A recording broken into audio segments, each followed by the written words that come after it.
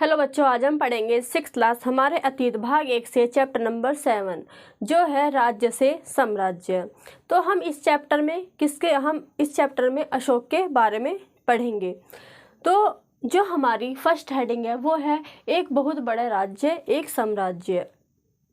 तो अशोक चिन्ह दिनचर्या में देखते रहते हैं। जैसे कि जो ज़्यादातर हम चिन्ह देखते हैं वो किस पर देखते हैं, वो देखते हैं हम अपने नोटों पर, जो शेरों के चित्र होते हैं। तो जो शेरों का जो चित्र है वो लंबे समय से चलता आ रहा है।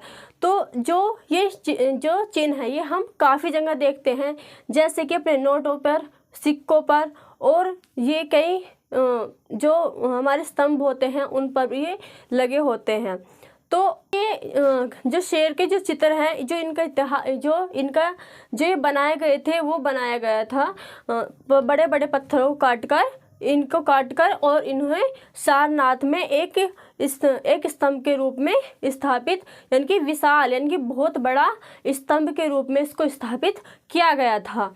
तो जो अशोक हैं, अब ये अशोक के चित्र ही क्यों बोले जाते हैं, क्योंकि वो बहुत प्रसिद्ध क्या थे, वो शासक रहे हैं।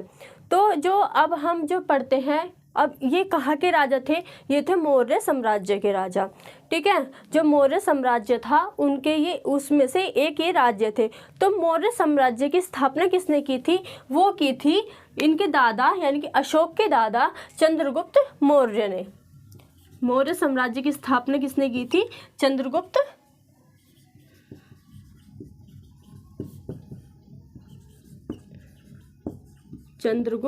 मौर्य। ठीक है, और मौर्य साम्राज्य की स्थापना कब की गई थी, वो की गई थी आज से 200 साल पहले। यानी कि अगर आज से लगाया जाए तो ये सन 2823 में मौर्य साम्राज्य की स्थापना हो चुकी थी। और इनकी मदद किसने की थी, यानी कि चंद्रगुप्त मौर्य की मदद किसने की थी, वो की थी चाणक्य ने इनकी मदद की थी। क्योंकि जो चाणक्य थे ये क्या थे, ये एक बुद्धिमान व्यक्ति थे। और इनके जो चाणक्य, यानी कि इनको कौटिल्य भी कहा जाता है। जो कौटिल्य के विचार जो हैं हमें ज़्यादा कहाँ मिलते हैं, इनके जो विचार मिलते हैं, जो इनके विचार है, किसके, चाणक्य के जो विचार हैं, कौटिल्य के विचार है, वो हमें कहाँ मिलते हैं, ये अर्थशास्त्र की किताब में हमें देखने को ज़्यादातर मिलते हैं। ठीक, तो मौर्य साम्राज्य की स्थापना किसने की थी, वो की थी चंद्रगुप्त मौर्य ने। और ये फिर उनके बाद, यानी कि चंद्रगुप्त मौर्य के बाद ये शासक कौन बने, उनके बेटे बने बिंदुसार। और बिंदुसार के बाद उनके बेटे बने अशोक। ठीक, तो मौर्य साम्राज्य की स्थापना किसने की थी, वो की थी चंद्रगुप्त मौर्य ने। फिर उनके बाद, यानी कि चंद्रगुप्त के बाद जो शासक बने थे वो बने थे बिंदुसार, और बिंदुसार के बाद जो शासक बने मौर्य साम्राज्य में वो बने अशोक। ठीक है, जो अब ये शासनकाल था, ये कैसा था, ये था वंशानुगत। तो ये कैसा वो था, शासनकाल था, ये था वंशानुगत। वंशानुगत क्यों, क्योंकि एक ही परिवार के लोग बार बार राजा बनते रहते हैं। तो उस समय क्या बोलते हैं, उसको बोलते हैं हम, यानी कि एक ही परिवार के लोग क्या बन रहे हैं, यानी कि जब एक ही परिवार के लोग बार बार राजा बनते हैं, यानी कि पहले दादा, फिर पिता, फिर बेटा, यानी कि जो बारी बारी से जो उनको राजगद्दी मिलती रहती है, यानी कि शासन करने का जो टाइम मिलता है, समय मिलता है, उसको क्या कहते हैं, उसे वंशानुगत कहा जाता है। तो साम्राज्य का मतलब समझ लेते हैं। तो साम्राज्य ऐसे देशों या ऐसे क्षेत्रों के समूह को कहा जाता है जिस पर एक देश या फिर एक शासक द्वारा शासन किया जाता है। जैसे कि जो ब्रिटिश शासन था, जो राज था, वो किस पर था, भारत पर था, और बांग्लादेश और पाकिस्तान पर इन्होंने क्या किया था, राज किया था। और भारत के साथ साथ कई राज्य जैसे गोवा और पांडुचेरी जैसे राज्यों पर इन्होंने क्या किया था, इन्होंने राज किया था। तो यानी कि शासन किया था। लेकिन क्या देश अलग थे, यानी कि देशों का समूह, जैसे कि भारत के साथ साथ कई राज्यों पर भी, यानी कि भारत के ही कई राज्यों पर इन्होंने क्या किया था, शासन किया था। और कई देश जैसे कि बांग्लादेश और पाकिस्तान, कई देश, ये अलग अलग देश हैं, लेकिन राज किसका था, एक ब्रिटिश शासन का था। तो देशों यानी कि देशों के समूह, यानी कि अलग अलग देश हैं, उनमें कई राज्य हैं, और शासन एक ही शासन यानी कि एक ही शासक यानी कि ब्रिटिश जो शासक था, उन्होंने उन पर राज किया था। तो क्या ऐसे ही जो मौर्य साम्राज्य था, मौर्य जो साम्राज्य था, उसमें क्या थे, अलग अलग क्या थे, शासक थे। बहुत सारे नगरों को मिलाकर क्या बनाया जाता है, एक साम्राज्य बनाया जाता है। तो ऐसे ही कुछ हमारे प्रमुख यानी कि महत्वपूर्ण जो राजधानियां हैं, वो जो सबसे महत्वपूर्ण है उनके बारे में हम कुछ पढ़ेंगे। जैसे कि जो सबसे पहली राजधानी है वो है उज्जैन, तो दूसरी है पाटलिपुत्र, और तीसरा जो तीसरी राजधानी है वो है तक्षशिला। तो ये कुछ महत्वपूर्ण क्या है, राजधानियां हैं। जैसे कि उज्जैन जो पाटलिपुत्र है वो कहाँ है, ये है बिहार में।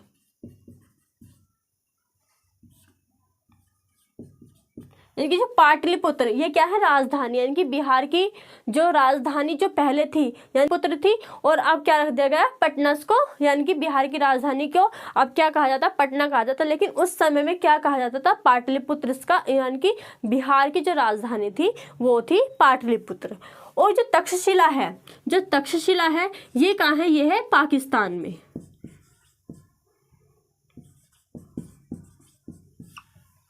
ठीक। और जो उज्जैन है, उज्जैन कहाँ है, ये है हमारा मध्य प्रदेश में, मध्य प्रदेश में है, यानी कि मध्य प्रदेश की राजधानी उज्जैन।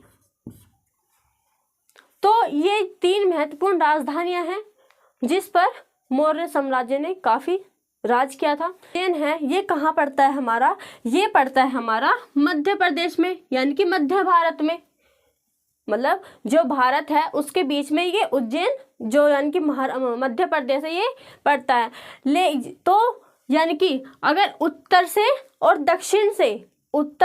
दक्षिण से जो आने वाले सारे मार्ग थे, यानी कि जो सारे रास्ते थे, तो ये उसके बीच में पड़ता है, यानी कि आने जाने के, यानी कि व्यापार के या फिर आने जाने के जितने भी रास्ते यानी कि मार्ग थे, वहां पर ये पड़ता है। ठीक है।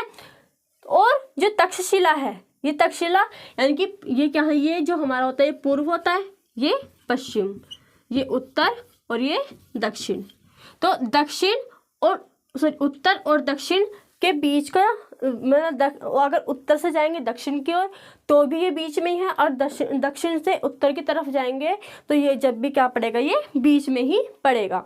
और जो हमारा तक्षशिला है वो कहाँ पर है, यानी कि उत्तर से पश्चिम की ओर आने जाने वाले जो सारे के सारे मार्ग हैं ये वहाँ पर पड़ता है। और जो पाटलिपुत्र कहाँ पर है, ये है हमारा पूर्वी भारत की तरफ। ठीक है। तो अब ऐसे यानी कि अब जो नगर हैं, अब नगरों में क्या, बहुत सारे नगरों को मिलाकर क्या बनाया जाता है, एक साम्राज्य बनाया जाता है।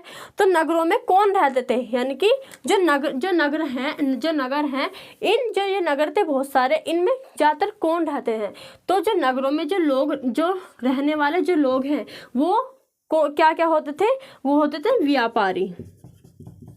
ठीक है, व्यापारी और सरकारी अधिकारी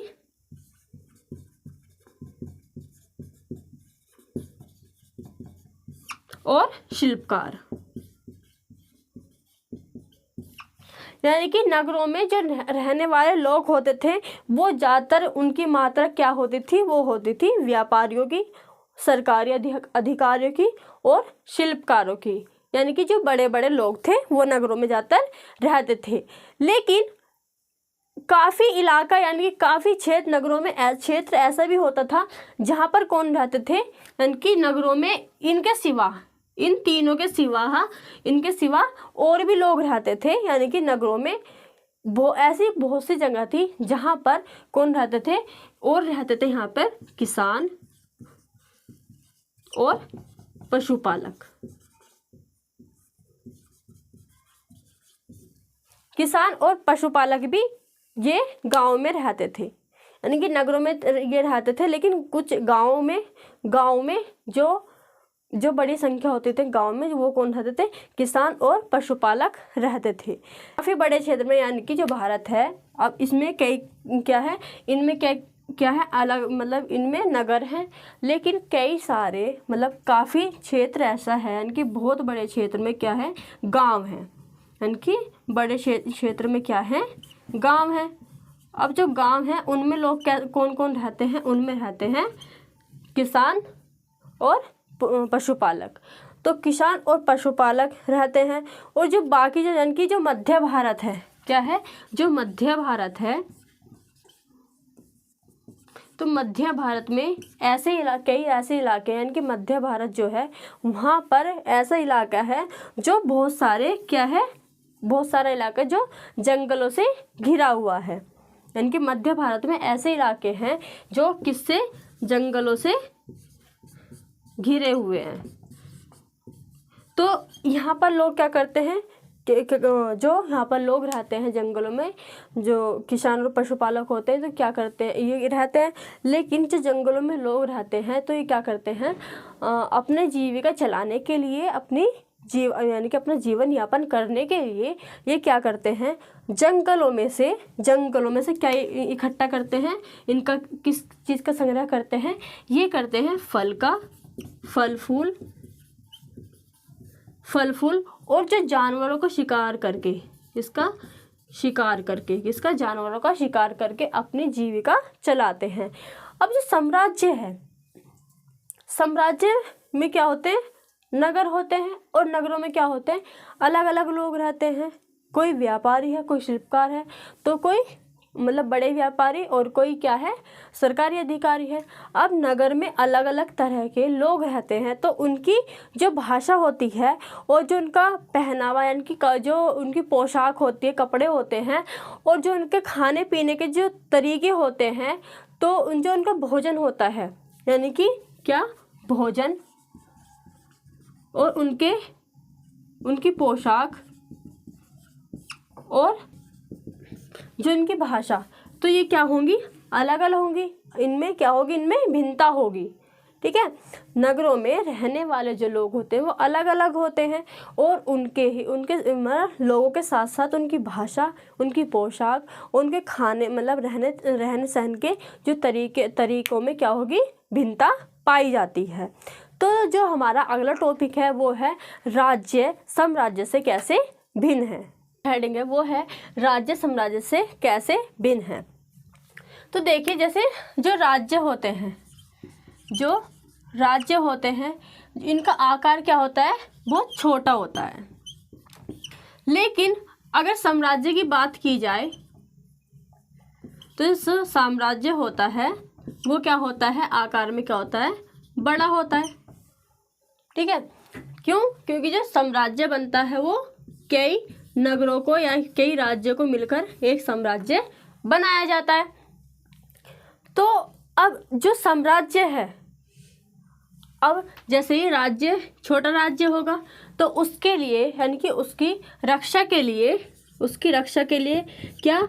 हथियारों की और सेना की क्या होगी? जो संख्या कम होगी। लेकिन साम्राज्य में क्या होगा? यानी कि उनकी रक्षा के लिए क्या करनी पड़ेगी? बड़ी सेना, यानी कि ज़्यादा सेना करनी पड़ेगी। क्या करनी पड़ेगी? रक्षा के लिए बड़ी सेना करनी पड़ेगी। तो अब बड़ी सेना रखेंगे तो क्या होगा? खर्च ज़्यादा लगेगा। राजा की तुलना में सम्राटों को, यानी कि राज्य में कौन होते हैं? राजा होते हैं। कौन होते हैं? राज करने वाला कौन होता है? राजा। लेकिन साम्राज्य में क्या होते हैं? वो होते हैं सम्राट। क्यों होते हैं? वो होते हैं सम्राट। तो जब सम्राट हैं और इनके यहाँ पे क्या है? राजा। तो राजा को इनकी, यानी कि अपने क्षेत्र की रक्षा के लिए संख्या क्या करनी पड़ेगी? यानी कि उनका क्षेत्र छोटा है तो उनकी, यानी कि सेना की और हथियारों, यानी कि सेना के पास जो हथियार होंगे, सेना कम है तो हथियार भी कम ही होंगे। लेकिन जब साम्राज्य बन जाता है वो कई क्षेत्रों को या कई नगरों को मिलकर बनता है, तो वहाँ की सेना क्या होगी, उनकी अपनी राज्य की सुरक्षा के लिए, उन नगरों की सुरक्षा के लिए उन्हें क्या करनी पड़ेगी, बड़ी सेना रखनी पड़ेगी, जिनके लिए काफ़ी धन यानी कि काफ़ी संसाधन चाहिए होंगे, उनके खाने के लिए, उनके रहने के लिए। और जब युद्ध होते हैं तो उनके लिए और हथियार वगैरह जुटाने के लिए क्या करने पड़ेंगे, इन्हें संसाधन की ज़रूरत ज़्यादा होगी। संसाधनों की ज़रूरत क्या होगी, ज़्यादा होगी। किनसे, राज्य की तुलना से। क्या होता है, राजा और थोड़े बहुत अधिकारी होते हैं, लेकिन जब पूरा एक साम्राज्य बन जाता है तो उसमें क्या करते हैं, बहुत सारे हमें इसमें अधिकारियों की ज़रूरत पड़ेगी। किसके लिए, कर वसूलने के लिए। काफ़ी सारे काम होते हैं जिसमें अधिकारियों की हमें ज़रूरत पड़ेगी। तो किस तरह भिन्न है, पहला अंतर क्या है, जो राज्य होते हैं छोटे होते हैं और साम्राज्य बड़े होते हैं। और उनकी रक्षा के लिए दूसरा अंतर क्या है कि उसकी राज्य की रक्षा के लिए, सुरक्षा के लिए क्या, सेना की जो सेना की संख्या होती है वो कम होती है, जबकि साम्राज्य में काफ़ी बड़ी संख्या होती है किसकी, सेना की। और जो राज्य में क्या होते हैं, राजा होते हैं, लेकिन साम्राज्य में कौन आ जाते हैं, वहाँ पे सम्राट आते हैं। तो यानी कि कई राज्यों पर उसका जो होता शासन होता है। और इसकी यानी कि राज्य को अपनी सुरक्षा के लिए संसाधनों की ज़रूरत कम होगी, लेकिन जबकि साम्राज्य में उनकी संख्या ज़्यादा होगी और संसाधन भी ज़्यादा चाहिए होंगे और कुछ अधिकारियों की नियुक्ति भी उसको करनी पड़ेगी। तो जो हमारा अगला टॉपिक है वो है हमारा साम्राज्य का प्रशासन। अब जो हम साम्राज्य, कौन सा साम्राज्य है, यहाँ पर हमारा है मौर्य साम्राज्य। मौर्य साम्राज्य। तो जो मौर्य साम्राज्य है वो क्या है, काफ़ी बड़ा है। क्या है, काफ़ी बड़ा है। अब मौर्य साम्राज्य में अभी हमने पढ़ा कि जो उसकी कुछ प्रमुख राजधानियाँ थी, जैसे कि पाटलिपुत्र, उज्जैन और तक्षशिला, ये इसकी क्या थी, प्रमुख राजधानी है। तो जो पाटलिपुत्र है, तो यहाँ पे क्या होता, यहाँ पे क्या है, इनका जो इसका प्रशासन है वो क्या है, यहाँ पे सीधा है। क्या है, सीधा नियंत्रण है। पाटलिपुत्र और इसके आसपास का जो क्षेत्र है वो क्या, वहाँ पर क्या है, सीधा नियंत्रण है। गाँव में और कस्बों में, गांव और कस्बों में क्या ज़्यादातर कौन लोग रहते हैं, वो रहते हैं किसान, पशुपालक, शिल्पकार और व्यापारी।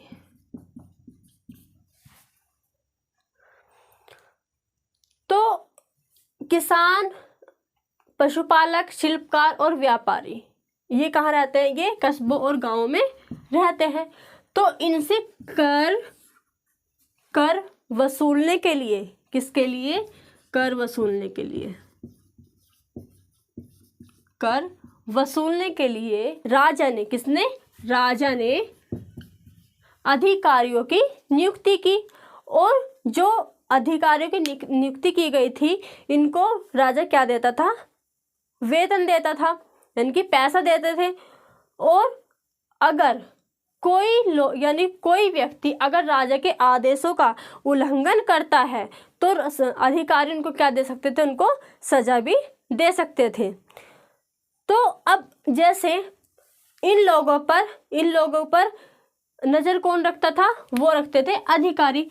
लेकिन अधिकारियों पर भी नज़र रखने के लिए कुछ लोग तो होते होंगे, तो जो अधिकारियों पर नज़र रखते थे उन्हें क्या कहते थे, उन्हें कहते थे संदेशवाहक। इन्हें क्या कहते थे, इन्हें कहते थे संदेशवाहक कहा जाता था। क्यों, क्योंकि जो संदेशवाहक होते हैं ये एक जगह से दूसरी जगह घूमते रहते हैं। एक जगह से दूसरी की जगह घूमते रहते हैं। और जो यानी कि जो ये राजा, ये इनको क्या कहा जाता है, इनको राजा का जासूस भी कहा जाता है, यानी कि इनको राजा का जासूसी अधिकारी भी कहा जाता है। क्यों? क्योंकि ये अधिकारियों के कार्यकलाप पर नज़र रखते थे। ठीक है, तो अब जैसे कि अगर हम इसको डायग्राम के मतलब द्वारा समझे तो कैसे कि जो नीचे होते हैं वो कौन होते हैं, जो सबसे नीचे होते हैं वो होते हैं अधिकारी, अधिकारी होते हैं। और अधिकारी के ऊपर कौन होता है, यानी कि ये कौन है, हमारे अधिकारी। अधिकारी के ऊपर कौन होगा, वो होगा संदेशवाहक, जो राजा तक संदेश पहुंचाएगा कि मतलब ये अधिकारी कैसे मतलब सही काम कर रहे हैं या नहीं कर रहे हैं। और संदेशवाहक के ऊपर जो होते हैं वो कौन होता है, वो होता है सम्राट, सम्राट या फिर राजा या शासक। ठीक है, जो सम्राट होता है वो सबसे ऊपर होता है। सम्राट से नीचे यानी कि राजा से नीचे कौन आते हैं, वो आते हैं संदेशवाहक। और संदेशवाहक के नीचे कौन आते हैं, वो आते हैं अधिकारी, जो लोगों से कर वसूलते हैं। अधिकारियों के द्वारा यानी कि कुछ जो मंत्री होते हैं उनके द्वारा पूरे राज्य पे उनकी मतलब पूरे राज्य पर नियंत्रण रखता है, नज़र रखता है। ठीक है, अब हमने ये किसके बारे में पढ़ा, ये पढ़ा हमने पाटलिपुत्र के बारे में। अब हम पढ़ेंगे उज्जैन और तक्षशिला के बारे में। तो उज्जैन और जो तक्षशिला है क्या है, मौर्य साम्राज्य के अंदर क्या है, बहुत सारे क्या है नगर। जो हमारा साम्राज्य बनता है वो कैसे बनता है, काफ़ी सारे नगर, कस्बे और कई प्रांत मिला के क्या बनता है, एक साम्राज्य बनता है। साम्राज्य में कौन होते हैं, प्रांत होते हैं और नगर होते हैं और कस्बे होते हैं। इन सब को मिलाकर यानी कि कस्बों, प्रांतों और नगरों को मिलाकर क्या बनता है, एक साम्राज्य का विकास होता है। ठीक, यानी कि साम्राज्य स्थापित होता है। अब जो उज्जैन और जो तक्षशिला है, ये नियंत्रण यानी कि इनका जो शासन था वो क्या चलता था, उज्जैन और तक्षशिला का जो शासन था वो चलता था प्रांतों के द्वारा। और तक्षशिला पर प्रांतीय राजधानियों के द्वारा शासन किया जाता था। किसके द्वारा, प्रांतीय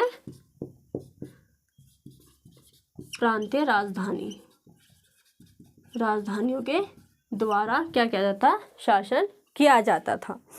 राज्यपाल यानी कि गवर्नर द्वारा इन पर नियंत्रण किया जाता था। यानी कि यहाँ पर राजकुमारों को राज्यपाल राजकुमार को भेजते थे, यहाँ पर राजकुमारों को भेजते थे क्या बनाकर, राज्यपाल बनाकर, जिनको राज्यपाल, जैसे राज्यपाल को क्या कहते हैं, गवर्नर कहते हैं।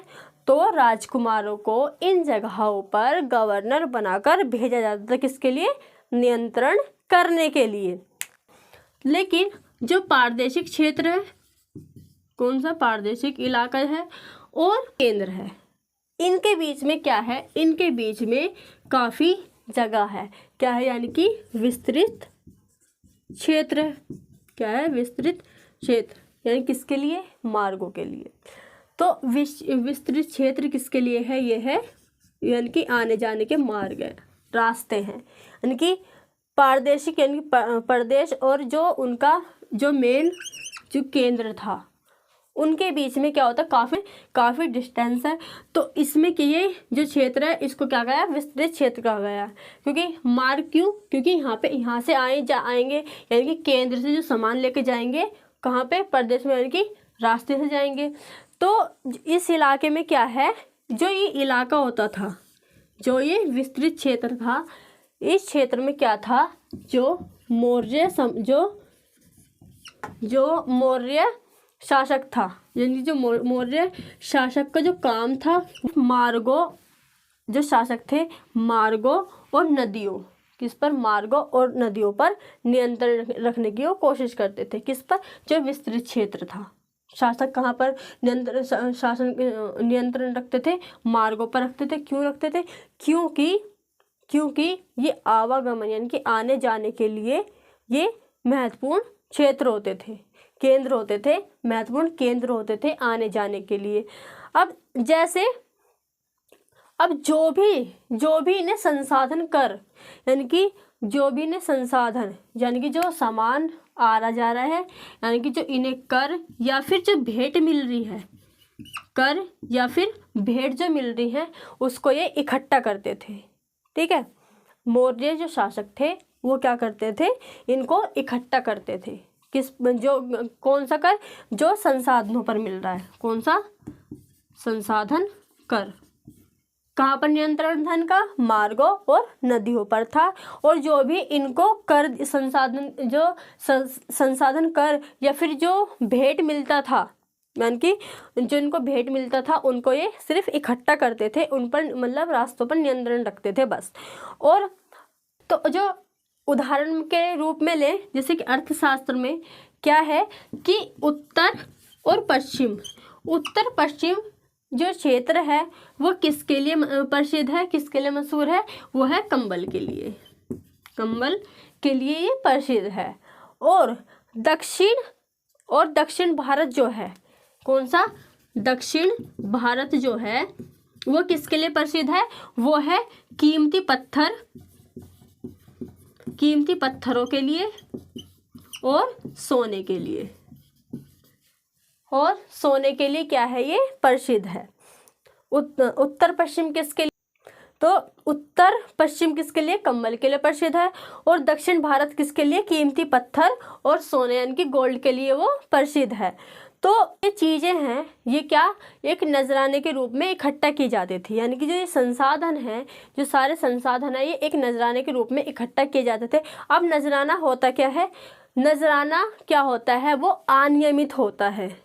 यानी कि जो लोग अपनी स्वेच्छा से दे, यानी कि जो लोगों से मिला, यानी कि जो लोगों के द्वारा कुछ चीज़ दी जा रही है, यानी कि स्वेच्छा, यानी कि अगर मैं किसी को चीज़ दूं यानी कि वो मैं अपनी इच्छा से दे रही हूँ, मेरे ऊपर किसी का कोई प्रतिबंध नहीं है कि मेरे को ये देना है या नहीं देना। जो मेरा मन करेगा मैं वो चीज़ उसको दे, यानी कि जिसको मुझे देनी है मैं दे दूँगी।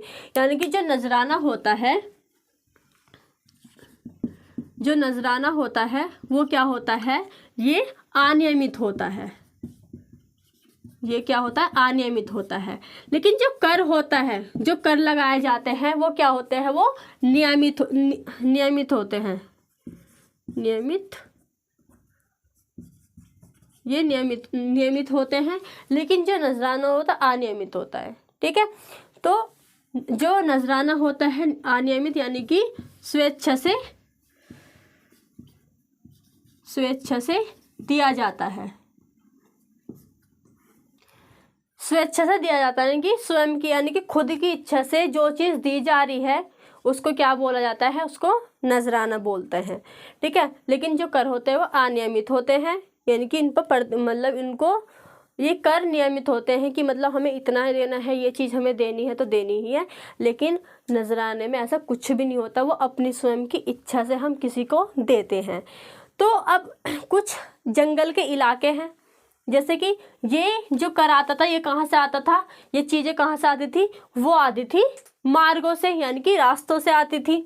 कहाँ से आती थी? ये आती थी रास्तों से। ये रास्तों से चीज़ें आती थी। लेकिन जो जंगल के इलाके थे, किसके? जो जंगल के इलाके थे वहाँ पर क्या था? यहाँ पर जो लोग थे स्वतंत्र थे। ठीक है, काफ़ी हद तक स्वतंत्र थे। क्यों?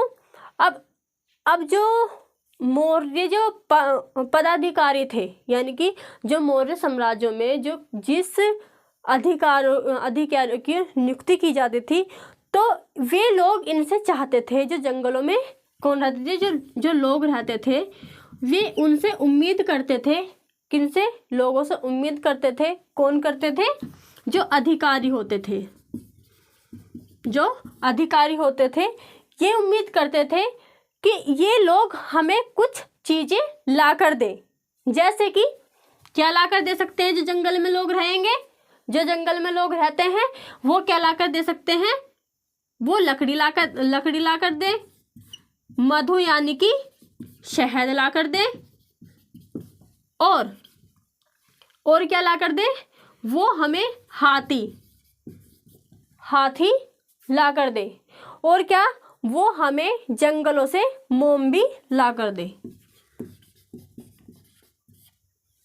तो इन मतलब अधिकारियों को जो जंगल में लोग रहते थे उनसे ये उम्मीद रहती थी उन्हें लकड़ी, मोम, मधु और हाथी लाकर उनको दे। जो क्षेत्र के प्रादेशिक केंद्र और केंद्र के बीच में क्या था, एक विस्तृत क्षेत्र था, जहाँ पर जो विस्तृत क्षेत्र किसका, मार्गों का यानी कि रास्ते होते थे, जहाँ पर मौर्य शासक होते थे वो नियंत्रण रखते थे किस पर, मार्गों और नदियों पर नियंत्रण। पहले कैसे जो व्यापार होता था या फिर आने जाने के लिए क्या होता था, रास्ते तो इतने नहीं, मतलब सड़कें तो इतनी नहीं होती थी, लेकिन क्या होती थी, नदियों के जरिए वे एक जगह से दूसरी जगह जाते थे। तो उन पर यानी कि नदियों और मार्गों पर जो संसाधन आ रहे हैं उन पर वो क्या करते थे, कर या भेंट मतलब लेते थे, जो अपने जो स्वेच्छा से वे लोग देते हैं, जो स्वेच्छा से लोग देते हैं उनसे वो चीज़ इकट्ठा करते थे। तो उदाहरण के लिए जैसे हम क्या है, उत्तर पश्चिम किसके लिए है, कंबल के लिए प्रसिद्ध है, और दक्षिण भारत किसके लिए, कीमती पत्थर और सोने यानी गोल्ड के लिए मशहूर प्रसिद्ध है। और नजराना क्या होता है हमारा, नजराना होता है अनियमित कर, और जो कर होता है वो नियमित होता है। ठीक है। अब जो जंगलों में जो लोग रहते थे यानी कि जो मौर्य शासक थे उन्होंने क्या, जो रास्ते थे वहां से तो कर लिया, लेकिन जो जंगलों में कर रहते थे, तो जंगलों में जो लोग रहते हैं वो ज़्यादातर मतलब काफ़ी हद तक क्या होते हैं, ज़्यादातर क्या रहते हैं, स्वतंत्र रहते हैं और यानी कि आज़ाद रहते हैं। तो जो अधिकारी होते थे उन लोगों से उम्मीद करते थे कि जो जंगलों में लोग रह रहे हैं उन्हें कुछ ला कर दे, जैसे कि जो कुछ लकड़ी, हाथी, मधु या उनको मोम, ये सब चीज़ें उन्हें लाकर दे। तो जो हमारा अगला टॉपिक है वो है अशोक एक अनोखा सम्राट। तो जो अशोक थे ये मौर्य साम्राज्य से थे, मौर्य साम्राज्य के क्या थे, ये मौर्य साम्राज्य के प्रसिद्ध राजा थे यानी कि शासक थे, प्रसिद्ध शासक थे, सबसे प्रसिद्ध थे। ठीक है, ये सबसे प्रसिद्ध शासक थे किसके, मौर्य साम्राज्य के। अब अनोखे क्यों, क्योंकि जो अशोक हैं, अशोक के कुछ अभिलेख हैं, अशोक ने अपने अभिलेखों द्वारा जनता तक अपने उपदेश यानी कि जो उनके संदेश थे वो उन्होंने पहुंचाने की कोशिश की थी। क्या की थी, इन्होंने अपने संदेश पहुंचाए थे। संदेश किसको पहुंचाए थे, वो पहुंचाए थे जनता को। किसके द्वारा पहुंचाए थे, किसके द्वारा पहुंचाए थे, अभिलेखों के द्वारा। अभिलेखों के द्वारा अशोक ने जनता को अपने संदेश पहुंचाने की कोशिश की थी। और जो इनके अभिलेख थे उनकी भाषा कैसी थी, उनकी भाषा प्राकृत भाषा थी, यानी कि जो अभिलेख लिखे गए थे वो प्राकृत भाषा और ब्राह्मी लिपि में लिखे गए थे, ब्राह्मी लिपि में लिखे गए थे। जो उनके ज़्यादातर अभिलेख थे प्राकृत भाषा और ब्राह्मी लिपि में लिखे गए थे। तो जो हमारा अगला टॉपिक है वो है अशोक का कलिंग युद्ध। जो अशोक कलिंग यानी जो कलिंग है ये क्या है, जो आज का उड़ीसा है, क्या है, उड़ीसा का प्राचीन नाम है, उड़ीसा का प्राचीन नाम है ये। यानी कि जो आज उड़ीसा है पहले क्या था, वो कलिंग था। तो जो कलिंग है ये क्या है, ये तटवर्ती इलाका था।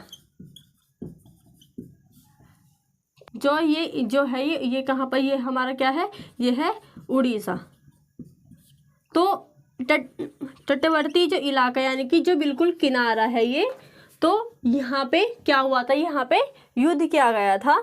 किसके लिए, यानी कि अशोक ने क्या किया था, इसको यानी कि कलिंग को, इस इलाके को जीतने के लिए एक युद्ध किया था। जो युद्ध किया था, जहाँ पर युद्ध किया था उसके ही ना, जहाँ पर युद्ध किया जाता है उसको ही, यानी कि जिसको जीतना था, जिसके लिए युद्ध किया जा रहा था, उसे ही उसका नाम दिया गया था। तो इसको नाम क्या दिया गया था, कलिंग युद्ध। तो जो इसको जीतने के लिए उन्होंने क्या किया, युद्ध किया। अब युद्ध में क्या हुआ, यानी कि कलिंग को जीतने के लिए उन्होंने युद्ध लड़ा था, ठीक है। अब युद्ध किया उन्होंने, तो युद्ध के समय, किसके, युद्ध के समय क्या हुआ था, बहुत ज़्यादा क्या हुआ था, खून खराबा हुआ था।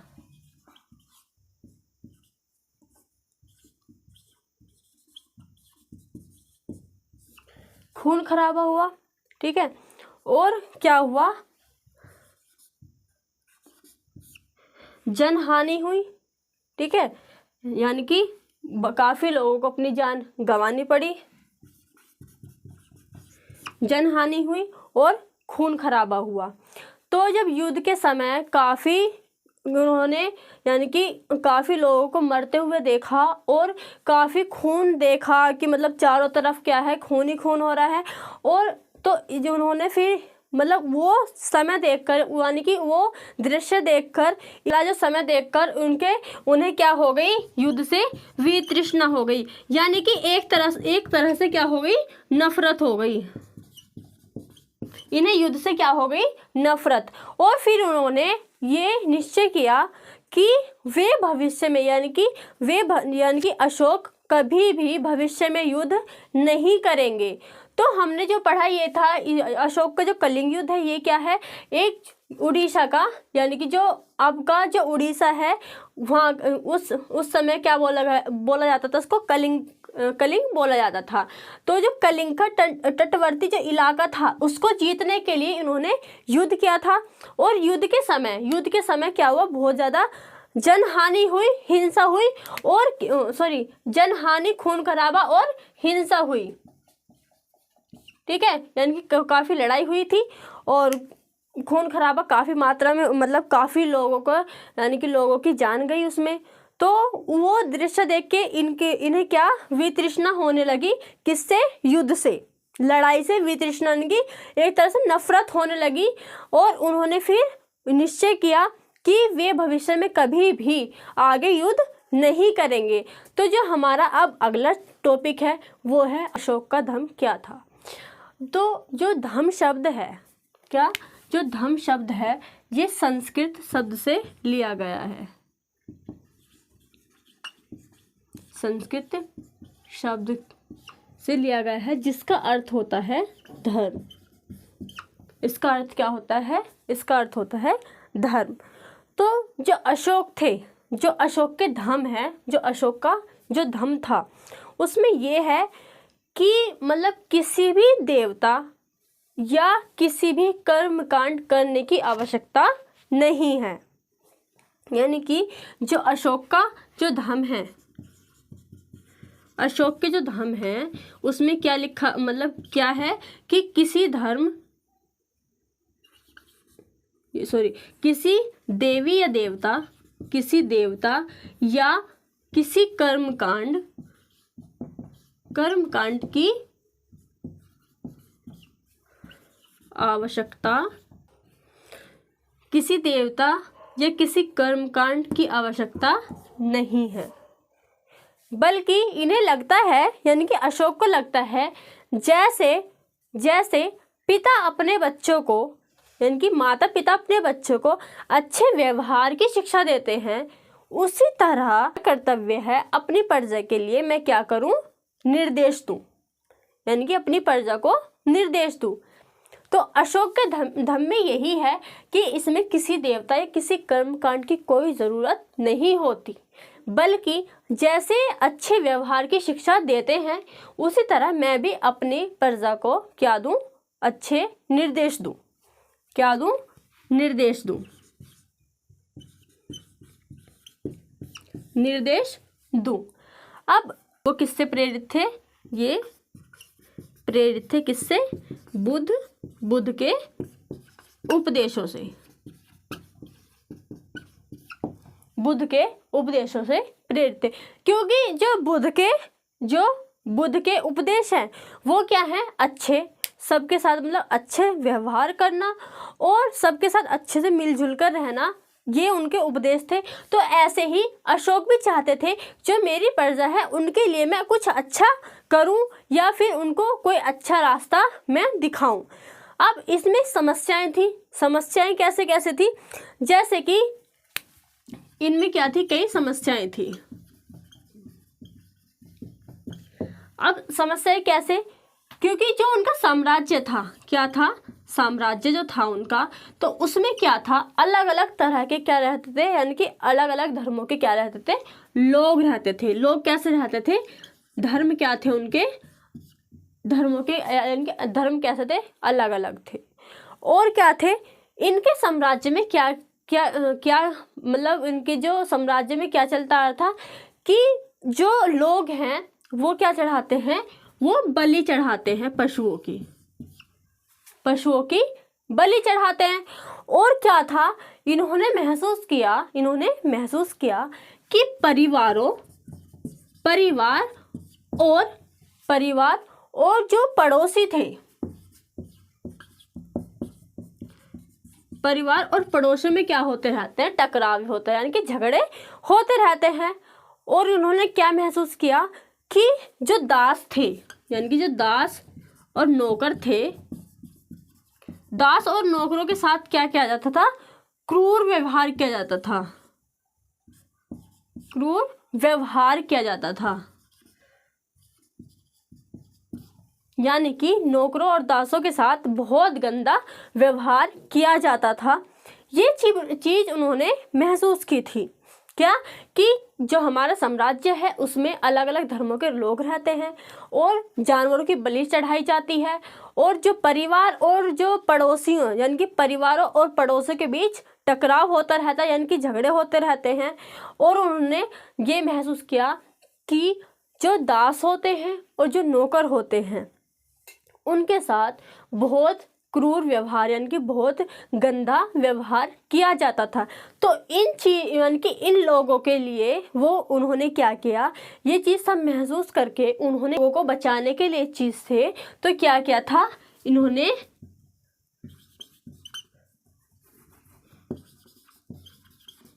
धम्म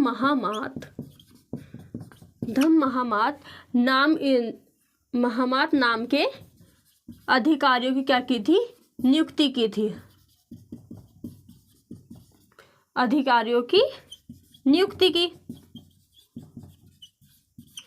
ये जो अधिकारी थे इनका काम क्या था, इनका काम था अलग अलग जगह जाकर, यानी कि अलग अलग जगह जाकर लोगों को धर्म के बारे में, किसके बारे में, धर्म के बारे में शिक्षा देना। यानी कि धम्म महामात जो नाम का जो ये अधिकारी है, यानी कि कई अधिकारियों की नियुक्ति की, यानी कि एक समूह बनाया जिसका नाम क्या रखा गया, धम्म महामात। इसमें जो लोग होते थे वो क्या करते थे, अलग अलग जगह जाते थे और वहाँ पर धर्म के बारे में शिक्षा देते थे। और ये चीज़ तो इन्होंने अपने राज्य में की थी, लेकिन इसके अलावा भी इन्होंने बहुत चीज़ें की, जैसे कि अशोक के जो संदेश थे, निर्देश जो थे, इन्होंने क्या किया था, इन्हें उन संदेशों को कई शिलाओं और स्तंभों पर खुदवाया था। संदेश को क्या किया था, शिलाओं पर और स्तंभों पर क्या हुआ था, खुदवाया था। क्या करवाया था, खुदवाया था, यानी कि उत्कीर्ण किए गए थे। क्या उत्कीर्ण किए गए थे, अशोक के जो संदेश थे उनको उत्कीर्ण किया गया था। इन्होंने ये काम भी किया। क्यों उत्कीर्ण किया गया, क्योंकि अब जो अधिकारी हैं, जो अधिकारी निर्देश देते हैं, यानी कि अधिकारियों की नियुक्ति क्यों की गई थी, यानी कि जो अशोक के जो स्तंभ थे और जो शिलाएं थी, यानी कि पत्थरों पर जो खुदवाए थे, उन्होंने अपने निर्देश, तो जो लोग पढ़े लिखे नहीं थे, जो लोग पढ़े लिखे नहीं थे, उन्हें ये अधिकारी क्या करते थे, उनको सुनाते थे, उन्हें पढ़कर इनके निर्देशों को सुनाते थे। और किनको सुनाते थे, यानी कि जो राजा के निर्देश, यानी कि जो अशोक के निर्देश होते थे उनको सुनाते थे। किनको, जो लोग पढ़े लिखे नहीं थे। बाकी जो पढ़े लिखे हैं वो तो शिला और स्तंभों को जो लिखा है स्तंभों पर वो पढ़ लेंगे, लेकिन जो लोग पढ़े लिखे नहीं थे उस समय, तो क्या करते थे, वो ये अधिकारी उनको पढ़कर सुनाते थे। अब जो चीज़ अपने कहाँ की थी, ये साम्राज्य के अंदर की, लेकिन अशोक ने धर्म के जो विचार हैं, विचार को, यानी कि धर्म के विचारों को फैलाने के लिए, धर्म के जो विचार थे, धर्म के विचार का प्रसार करने के लिए अशोक ने क्या किया था, अपने दूत भेजे थे। ठीक है, यानी कि कुछ लोग भेजे, दूत भेजे, कहाँ कहाँ, वो भेजे सीरिया और ग्रीस, मिस्र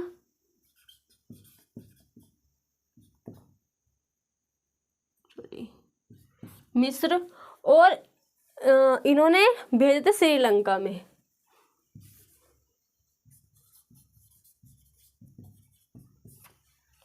तो इन्होंने अशोक ने धर्म का क्या प्रसार करने के लिए, या फिर प्रसारित करने के लिए, धर्म को जो धर्म में विचार हैं उसको फैलाने के लिए, यानी कि फैलाने के लिए क्या किया था, अशोक ने अपने क्या भेजे, यहाँ इन जगहों पर क्या भेजे, अपने दूत भेजे। कहाँ कहाँ, सीरिया, ग्रीस, मिस्र और श्रीलंका, यहाँ पर इन्होंने अपने क्या भेजे, दूत भेजे थे। और अशोक ने क्या किया था, अशोक ने बहुत सारी और चीज़ें की, जैसे कि ये दूत भेजे और अपने लोगों के जो लोग पढ़े लिखे नहीं थे उन्हें शिक्षा देने के लिए अधिकारियों की नियुक्ति की थी। और उन्होंने क्या किया, अपने जो उनके, यानी कि अशोक के जो संदेश थे, उनके संदेश शिलाओं और स्तंभों पर खुदवाए थे। और इन्होंने क्या किया, इन्होंने सड़क बनवाई, क्या, सड़कें बनवाई और कुएं खुदवाए।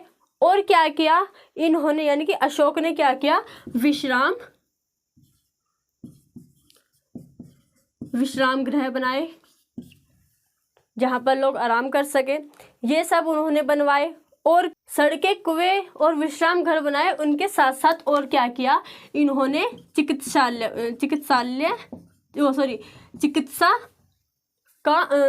की व्यवस्था करी। चिकित्सा की व्यवस्था किसके लिए, मनुष्य के लिए और जानवरों के लिए, यानी कि मनुष्य और जानवरों की सुरक्षा के लिए क्या इन्होंने चिकित्सा व्यवस्था भी इन्होंने की। और कुएं, विश्राम और सड़कें तो बनवाई, उनके साथ चिकित्सालय भी बनवाए। और अपने संदेशों को उत्कीर्ण किया, किस पर, शिलाओं पर और स्तंभों पर। ठीक है, और अपने जो यानी कि जो धर्म में जो विचार हैं, धर्म के विचार के लिए अपने दूत भेजे। कहाँ कहाँ भेजे, सीरिया, ग्रीस, मिस्र और श्रीलंका पर इन्होंने अपने दूत भेजे। तो जो हमारा चैप्टर था ये होता है ख़त्म।